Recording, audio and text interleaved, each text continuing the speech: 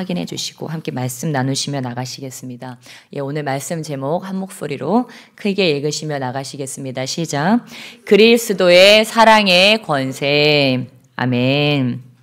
네, 오늘 그리스도의 사랑의 권세라는 제목으로 함께 말씀 나누기 원합니다. 예, 이렇게 저희가 주님 안에서 계속 자라나고 있습니다. 예, 여러분도 오늘 예배 나오시면서 어떤 여러분 각자의 그런 기대도 있으셨을 것이고 또한 어떤 주님에 대한 그런 갈망들이 있으셨을 줄 믿습니다. 있으셨죠? 네. 힘들고 지쳐 낙마하고 그러고 계신 거 아니죠? 네, 우리 주님께서 우리에게 힘을 주시는데, 예, 우리가 이 땅을 살아갈 때 이 주님 안에서 우리가 함께 살아가는데 우리가 주님 안에 있으면 어떻습니까? 우리 요한계시록 21장에 보면 천국에 대한 묘사가 나옵니다. 천국에 대한 묘사에 보면 무엇이 천국이라고 이야기합니까? 예, 바로 하나님과 그 어린 양, 그 빛이 천국에 가득하다고 하고 거기는 성전이 쓸데가 없다고 얘기하고 있습니다. 우리는 지금 뭐 주의 전, 성전을 사모해서 이렇게도 나오셨지만 거기에는 요한계시록 21장에 나오는 천국에는 성전이 쓸데없다, 해와 달의 그런 빛이 없다라고 이야기하고 있어요. 왜 그렇습니까? 거기에 하나님과 그 어린 양의 빛이 가득하기 때문입니다. 그래서 그렇다면 저와 여러분이 지금도 어떻습니까? 계속 하나님의 나라를 향해서 가고 있는데 중요한 것은 그거예요. 우리만 가느냐? 그게 아니라고 하는 거예요. 예수님도 우리를 향해서 오셨고 또 오실 것이고 이미 내 안에 와 계시다고 하는 것입니다. 그래서 우리가 주님의 그 말씀을 읽다 보면 정말 반가운 말씀이 그런 말씀입니다. 내가 너희를 쓸쓸히 버려두지 아니하고 너희에게 오리라. 우리 주님이 그렇게 말씀하셨습니다. 오늘 말씀에는 없습니다. 예, 그래서 너희에게 오리라 우리 예수님께서 말씀하셨는데, 예, 우리를 쓸쓸하게 내버려두지 않으신다고 말씀하십니다. 그래서 우리는 나름대로 개인적으로 주님께 다가가려고 노력을 하죠. 기도도 하고 말씀도 보고 주님을 막 생각해 보려고도 하고. 그런데 세상에 우리를 유혹하고 있는 것들이 굉장히 많지 않습니까?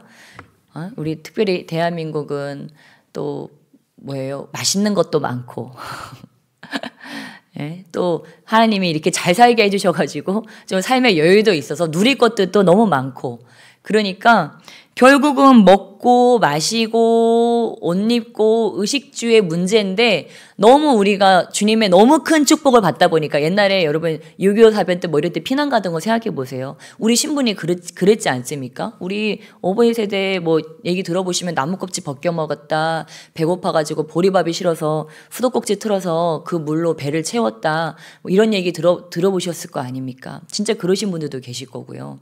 예. 그런데 그렇게 찢어지게 가난했었는데 선교사님들이 들어오시고 복음이 들어오고 그래서 우리가 어떻게 됐어요? 이렇게 부강한 나라가 되었습니다. 이렇게 부강한 나라가 되었더니 어떻게 됐습니까? 멧돼지가 불러서 예, 주님을 잊어버리고 사람이 어때요? 앉으면 눕고 싶고 누우면 자고 싶고 또 한번 잠들면 이제 일어나기가 싫잖아요. 그런 것처럼 너무 편안해지니까 점점 그래 아버지 이제 좀 살만하네요. 그리고 이렇게 좀 앉아서 저기 하다가 그 다음에 이렇게 누워서 하다가 우리의 삶이 점점 이런 삶이 되고 있는 것이 아닌가 싶습니다. 그래서 우리에게 뭐가 필요할까요? 고난이 필요합니다. 믿으시기 주면 축복합니다. 여러분 초대교회, 이 땅에 있었던 교회들 중에 초대교회만큼 강력한 교회가 있었습니까? 있었어요? 없었어요. 우리가 흉내 내려고 해도요, 그렇게 할 수가 없어요. 근데 초대교회 교인들은 어떻게 신앙생활 했습니까? 막 로마 사람들이, 로마 병정들이 잡아다가 그 동물들이 잡아먹는 그런 원형 경기장에다가 놓고 사자떼가 달려들고, 예수님 좀 전한다 싶으면 십자가에 못 박아버리고 불로 태워버리고 돌로 치고 찢고 이런 일들이 비일비재했다고 하는 것입니다. 근데 어떻게 됐어요? 이 초대교회가 뭐 하나님이 막 임재하시는 거예요. 예수 그리스도의 권세가 나타나는 것입니다. 그러니까 로마 사람들이 다 어떻게 돼버렸어요? 다 개종해버렸다고, 국가적으로 개종을 해버렸다고 하는 것입니다. 국교로 예수 믿는 사람들이 되어버렸다고 하는 거예요. 저희가요, 이 땅이 모든 것이다, 이 땅의 현세가 다다라고 하면요, 저와 여러분 여기서 이럴 필요가 없습니다. 믿으십니까? 이 땅이 다면요, 제가 여러분한테 양심적으로 여러분 여기서 이러시면 안 되십니다. 다 캠핑 가세요. 네. 우리 신혼부부가 여기서 이러고 있으면 안 됩니다. 놀러 가세요. 그게 양심적인 고백이에요. 그래야 돼요. 근데 우리가 여기서 이러고 있는 이유는 이 땅이 다가 아니기 때문입니다. 그래서 믿으시기 주면 축복합니다.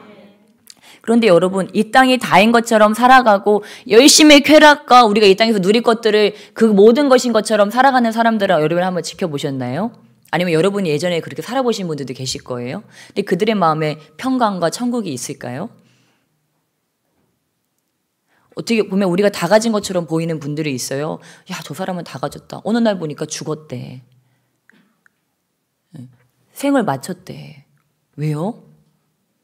겉으로 보기엔 굉장히 화려했지만, 외모도 화려하고 부귀영화를 다 누리고 건물이 몇 채고 잘 나가고 인정받는데 그 자신의 삶은 비참한 거예요. 아주 죄악되고 더러운 그런 삶을 살아가면서 그 죄악과 그 더러운 삶에 자기가 눌려서 나중에는 그 죄 때문에 숨이 막혀서 죽어버리는 것이 우리 인간이라고 하는 것입니다. 그렇다면 반대로 한번 생각해 볼까요? 우리가 이 땅을 살아가면서 그러면 어떤 종교나 어떤 도덕이나 어떤 윤리로서 나를 득도한다 그러죠. 그래서 그 경지에 이르기 위해서 막 그러는 분들이 있어요. 옛날에 성철 스님 같은 분들. 나중에 그분이 사람들이 다 우러러보고 막 존경하고 그랬는데 그분이 가시면서 하는 말이, 나는 많은 사람들을 미혹해서 내가 불못으로 떨어진다. 자기가 그렇게 양심적인 고백을 하면서 떨어졌어요. 그리고 이 예수님을 믿기 전에 한 성도님이 그런 말씀 하시더라고. 자기가 불자들을 많이 찾아다녀 봤대요. 많이 찾아다녀 보면서 이 김선영 목사님, 김선영 목사님의 간증이신데, 불자들 찾아다니면서, 아유, 스님, 죽은 다음에는 어떻게 되나요? 우리가 사후에는 어떻게 되나요? 물어보면 아무도 그걸 모른다는 거예요. 답을 해주는 사람이 없다는 거예요. 죽음에 대해서, 죽음 이후에 대해서. 근데 우리 인간들은 태어나면서부터 뭐가 있어요? 죽음의 공포가 있어요. 어느 한 주일학생이 와가지고 막 벌벌벌 떨면서 그 어머니랑 막 얘기하는 거예요. 얘가 갑자기 죽음의 공포가 얘한테 찾아왔다고 하는 거예요. 그러니까 애가 무서워가지고 차 안에서부터 막 벌벌벌 떨면서 마음을 어떻게 할 수가 없다는 거예요. 그리고 뭐 불치병으로 인해서 돌아가시는 분들, 특별히 이제 말기 어떤 이제 환우분들, 그런 분들을 보면 곧 죽음이 나에게 다가오는데 그 죽음에 대한 답이 없으니까 그 공포 속에서 막 절규하면서 그렇게 죽음을 준비하는 분들이 많이 있다고 하는 것입니다. 왜냐? 그들에게는 이 땅에서 태어난 것은 내가 어찌어찌 살아가고 있지만 인생의 답을 못 찾았기 때문에, 인간의 최고의 그 두려움의 대상이 죽음인데 죽음에 대한 해답을 얻지 못했기 때문에 그들이 두려워하면서 그 허기진 영혼을 뭐로든지 채우며 살아가고 있다고 하는 거예요. 근데 우리 예수님 뭐라고 하셨습니까? 내가 거처를 예비하러 가노니 내가 다시 너희를 데리러 오겠다고 말씀하셨어요. 여러분, 그곳 가운데 꼭 이르시기를 주면 축복합니다. 그런데 우리 주님께서는 이 땅에서는 지질이 궁상으로 살고 마음의 평강도 없이 일그러진 삶을 살고 죄의 종노릇하며 살고 그렇게 괴롭게 살아가다가 마지막 순간에야, 자, 그리스도인이여 고생이 많았다. 너 이 땅에서는 참 힘들었지? 근데 내가 너에게 안식을 주노라. 주님이 그렇게 하지 않으신다고 하는 것입니다. 저와 여러분이 이 땅을 살아갈 때 계속해서 이런 유전되어지는 원죄로 인해서, 또한 내 안에 일어나는 그런 수많은 유혹과 죄악들로 인해서 저와 여러분의 마음의 평강이 깨어지고 때로는 마음이 어렵고 상처받고 시험에 들고 유혹과 환난으로 그런 순간들이 순간순간 찾아와요. 근데 여러분 거기에 대한 답을 얻으셨죠? 이런 고통에 대한 답을 얻으셨죠? 다 얻으신 줄 믿습니다. 고통에 대한 답은 무엇인가? 우리의 마음의 고통이 끝나는 것, 내 마음의 지옥이 끝나는 것은 단 하나입니다. 그리스도의 사랑이 내 마음 가운데 부어질 때,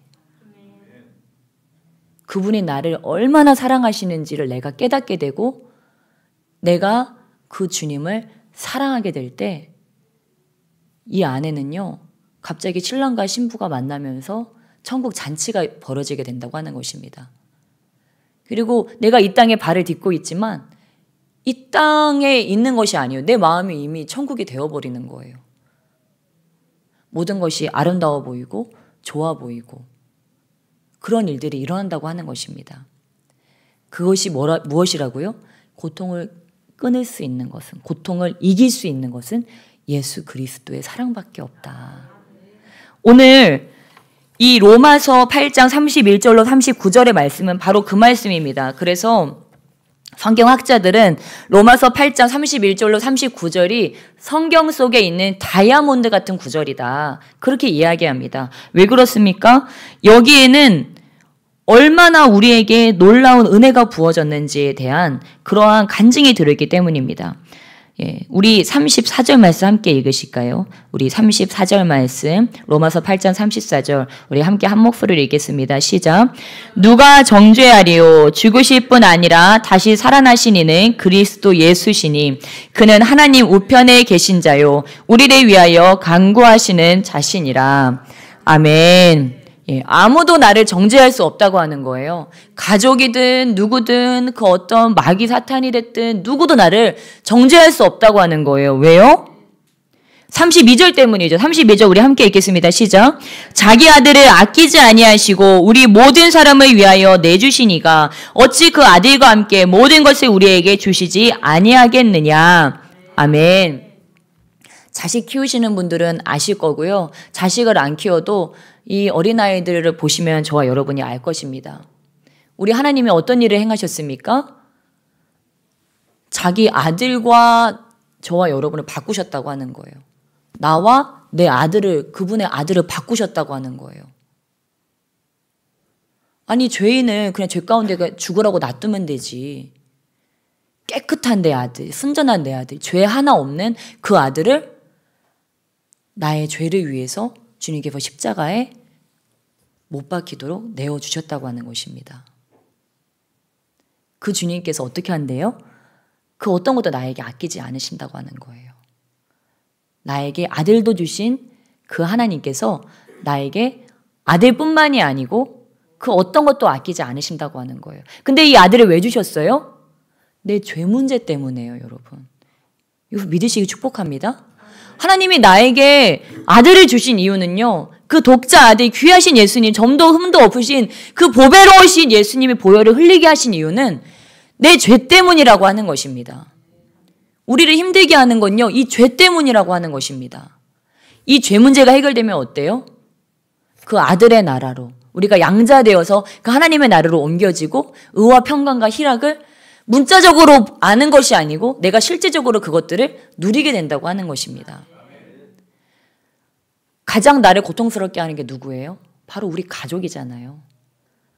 밖에서는 내가 할 말 못할 말 가려서 하지만 집에서는 오만 가지 말들을, 독설들을 아이들에게 또는 부모 자식 간에 그렇게 하면서 저주하지 않습니까? 그 저주를 어떻게 끊을 수 있습니까? 예수님 만날 때만이,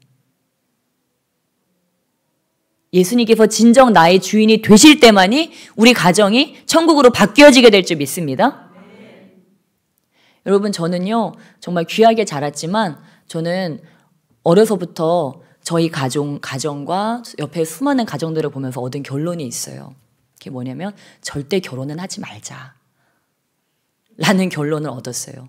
그 어디에도 행복한 가정은 없어 보인다.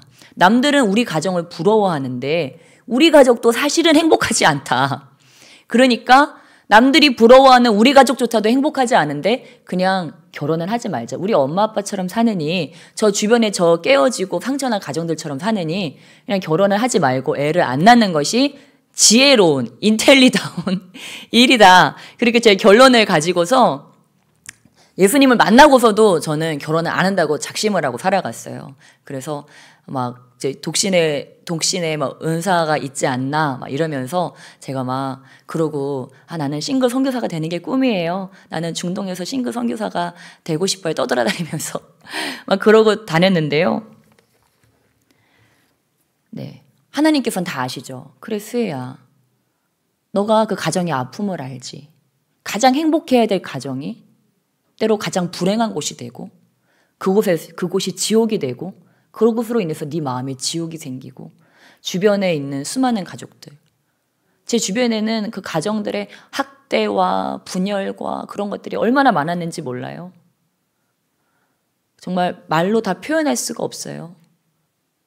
그러니까 저도 그런 학대와 그런 잔인함이 어떻게 그런 가정들에 있나 그런 것들을 보면서 그냥 혼자 안전하게 사는 것이 낫겠다. 나도 안전하고 너도 안전하고 그렇게 사는 것이 좋겠다고 생각했는데 어쨌든 주님 안에서 그렇게 살다가 제가 주님이 저한테 결혼을 하라고 했어요.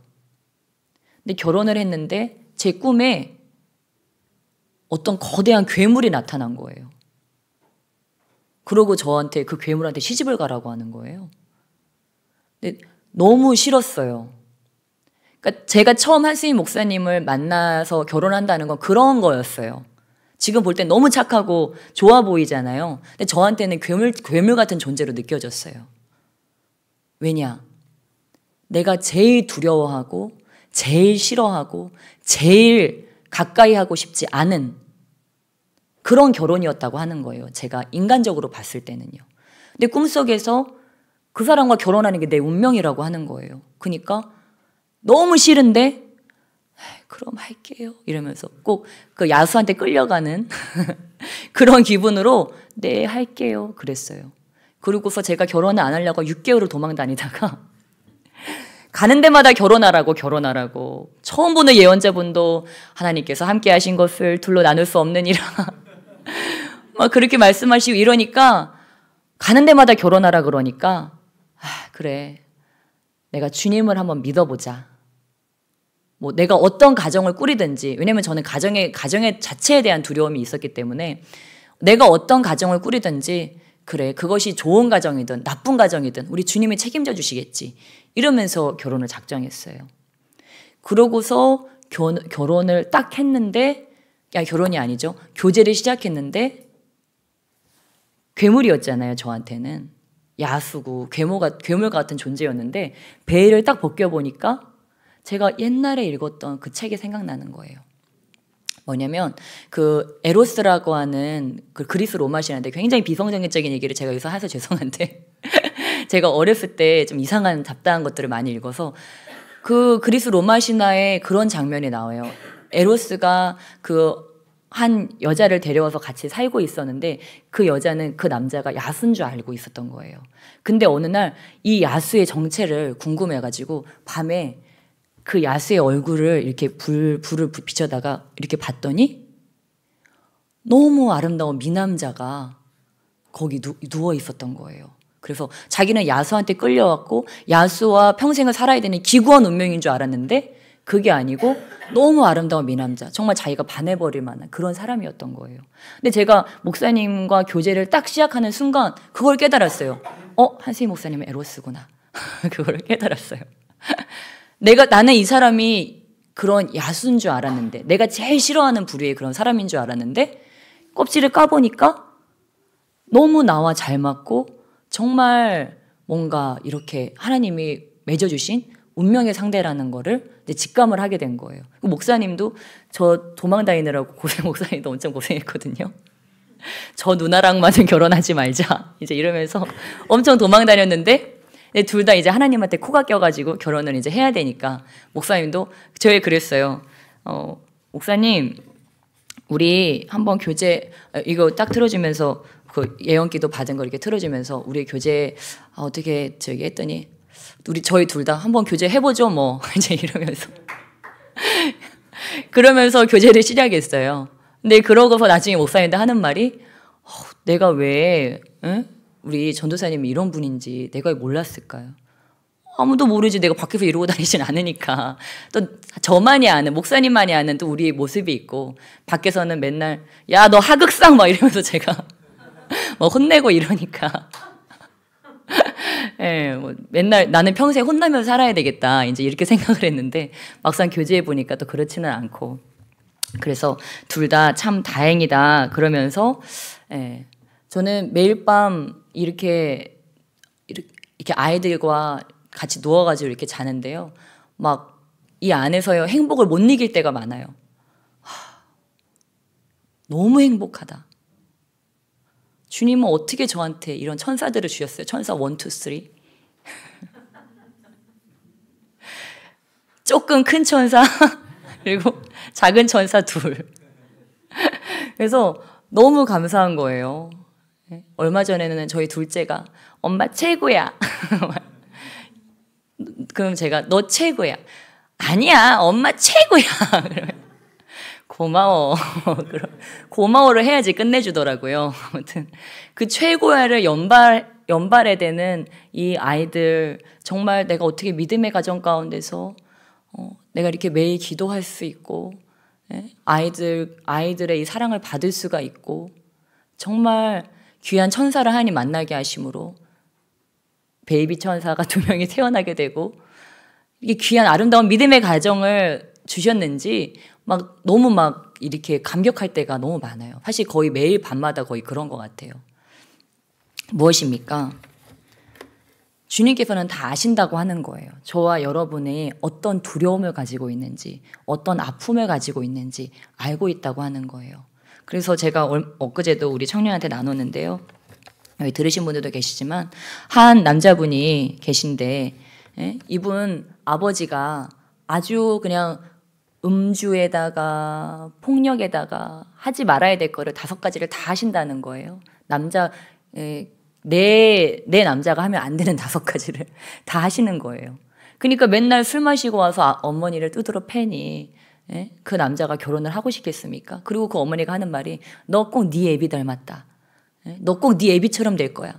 이런 말들을 계속하니까 소망이 없는 거예요. 나는 우리 아버지처럼 살고 싶지 않은데, 나는 우리 아버지처럼 그런 가정 꾸리고 싶지 않은데, 그러고 살았는데 나중에 이제 정말 미션 스쿨 그 대학교를 가게 되고 거기서 CCC에서 한 자매님을 만나게 된 거예요. 그래서 그 누나만 보면은 누나한테 소개시켜달라고, 괜찮은 여자 있으면 소개시켜달라고 해서 이 여자 저 여자 다 소개시켜 준 거예요. 근데 다 뭐가 안 맞아요. 나는 중국 선교를 가야 되는데 이 여자는 선교의 마음이고, 이런 식으로 다 안 맞는 거예요. 그래서 이 여자 저 여자 그 누나가 다 소개시켜 주다가 나중에 그 누나가 7페이지에 편지를 썼대요. 누구야? 내가 너 옆에서 지켜봤는데 너 성격은 이렇고 너는 이렇고 이런 사람인데 내가 지금 너한테 아무리 사람을 갖다 줘도 되지를 않는다.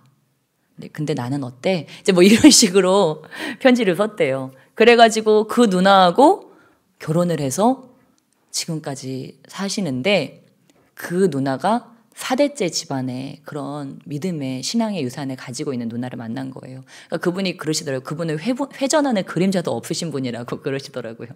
그래서 자기가 아무리 화가 나고 내 마음이 괴로울 때도 그분은 아무 대답이 없대요. 그러니까 싸움이 안 되는 거예요.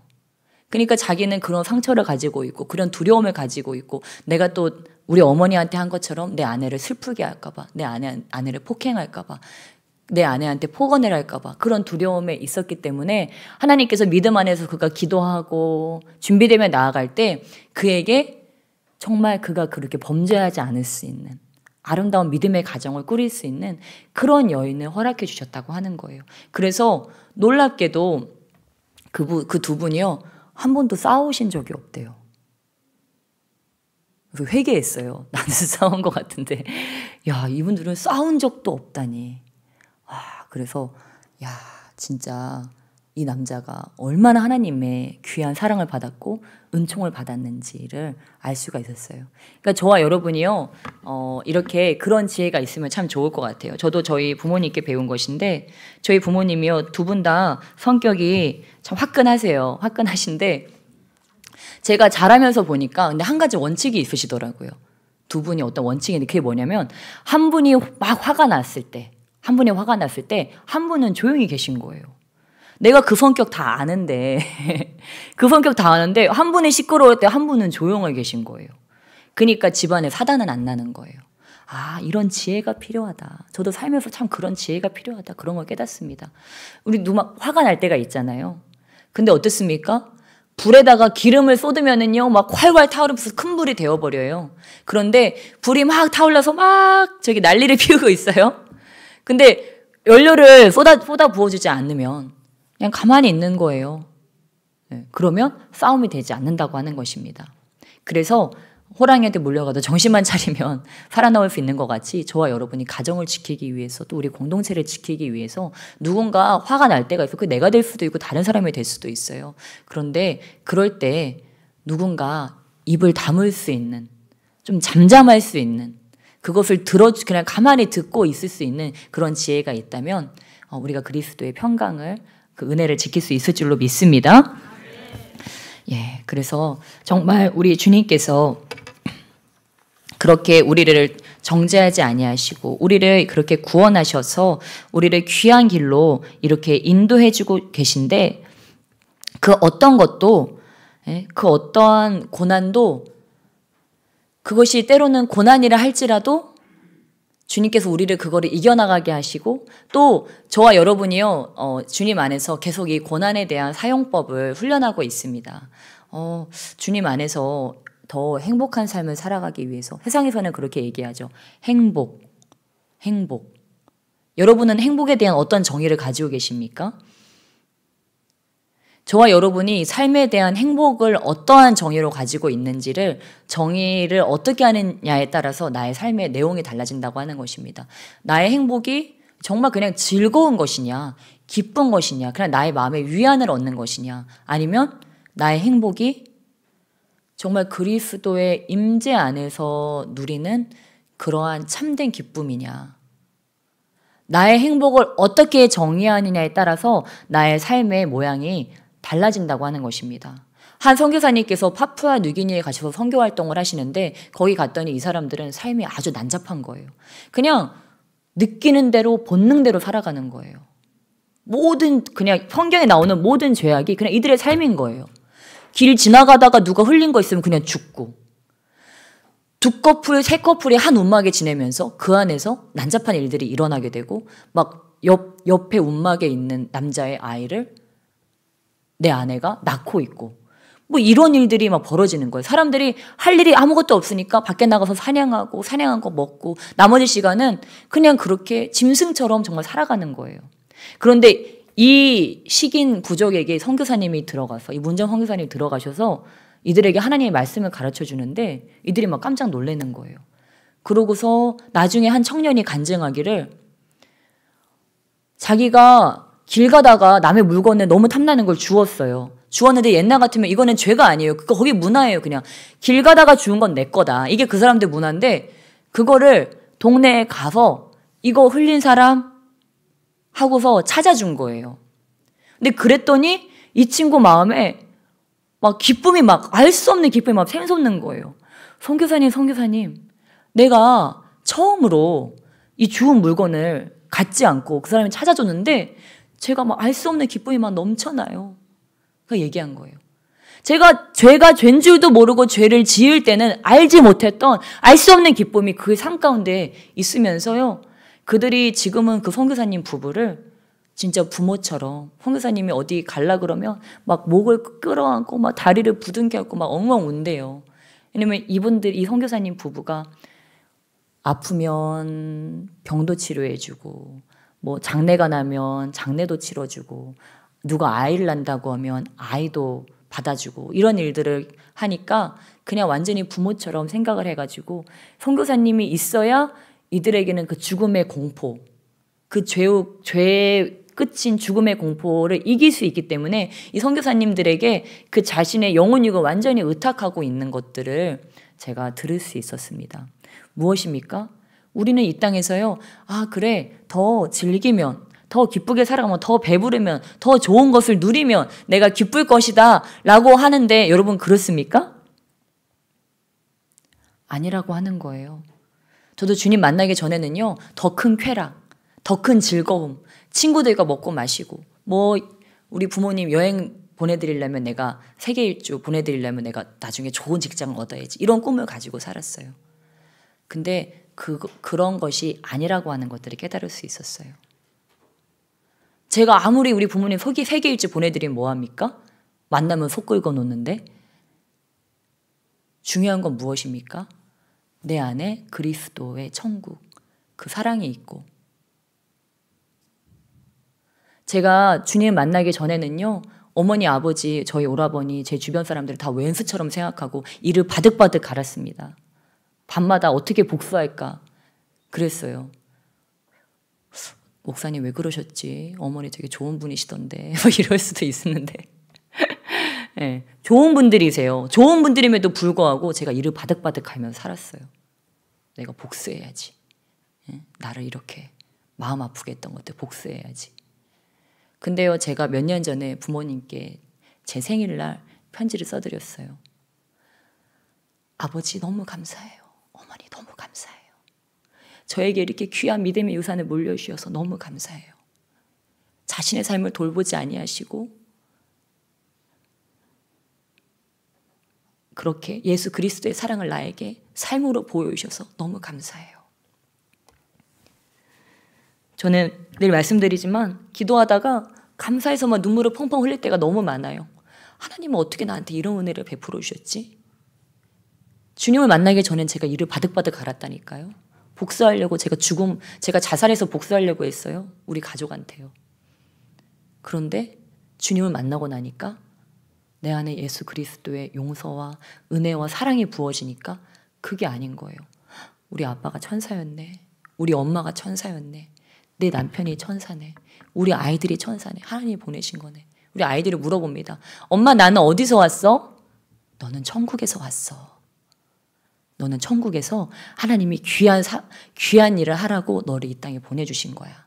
우리는 하나님께서 이 땅에 보내신 이유가 있어.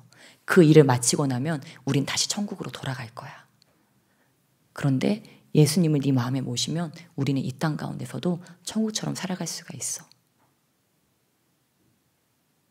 무엇입니까? 저와 여러분은 어디서 왔어요? 천국에서. 하나님의 나라로부터 우리가 보냄을 받았다고 하는 것입니다.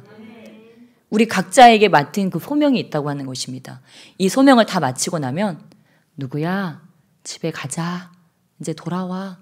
그러면 우리는 슉 하고 다시 그 빛 가운데로 그 주님한테로 간다고 하는 것입니다. 근데 우리 주님은요. 그 아들을 아끼지 아니하시고 우리를 사랑하시기 때문에 우리가 이 땅에서 죄의 고통 때문에 여러 가지 고통과 시험과 환난 때문에 괴롭게 살지를 원치 않으신다고 하는 것입니다. 누가 그 아들이 고통에 답도 없이 살아가는 걸 원하겠습니까? 그 뭐예요? 고통에는 답이 있다. 이것을 믿으시기 주님의 축복합니다. 저와 여러분이 괴로움에 빠져 있어야 될 자들이 아니라는 것을 믿으시기 주님의 축복합니다. 37절 말씀 우리 함께 읽겠습니다. 37절 로마서 8장 37절 우리 한 목소리로 주님께서 우리를 이기게 하심을 한 목소리로 읽겠습니다. 시작. 그러나 이 모든 일에 우리를 사랑하시는 이로 말미암아 우리가 넉넉히 이기느니라. 다시 한번 한 목소리 크게 읽겠습니다. 그러나 이 모든 일에 우리를 사랑하시는 이로 말미암아 우리가 넉넉히 이기느니라. 아멘. 여러분 이것을 믿으시길 축복합니다. 우리가 못 이길 고난과 고통은 없습니다. 저와 여러분을 괴롭게 하는 그 모든 고난과 고통은 끝나게 될 것이고 저와 여러분은 그것들을 멋지게 통과하게 될 것입니다. 정금과 같이 더 연단되어서 하나님의 귀한 그릇으로 더 사용받게 될 줄을 믿습니다. 네, 우리 그 주님께 이 시간 함께 기도하시며 나가시겠습니다. 이 시간 기도하실 때 아버지 내가 주님을 모를 때 알지 못할 때 내 마음에는 지옥이 있었습니다. 꺼지지 않는 불길, 원한의 불길, 미움의 불길, 아버지 세상 유혹의 불길이 끊임없이 타올라서 아버지 나를 괴롭게 하였습니다. 그러나 주님, 내가 주님을 만났을 때, 내가 주님을 바라볼 때 내 마음은 한 줄기 그 빛을 바라보았습니다. 주여 그 빛으로 나의 마음을 가득히 채워주시옵소서. 그 구원의 은총으로 나의 심령을 가득히 채워주시고 아버지 때로는 지옥 같았던 우리의 가정 주님의 천국으로 변하게 해주시며 나의 마음이 주님의 천국으로 변케 하여 주시옵소서. 우리 주여 삼창하시며 간절히 기도하시며 나가시겠습니다.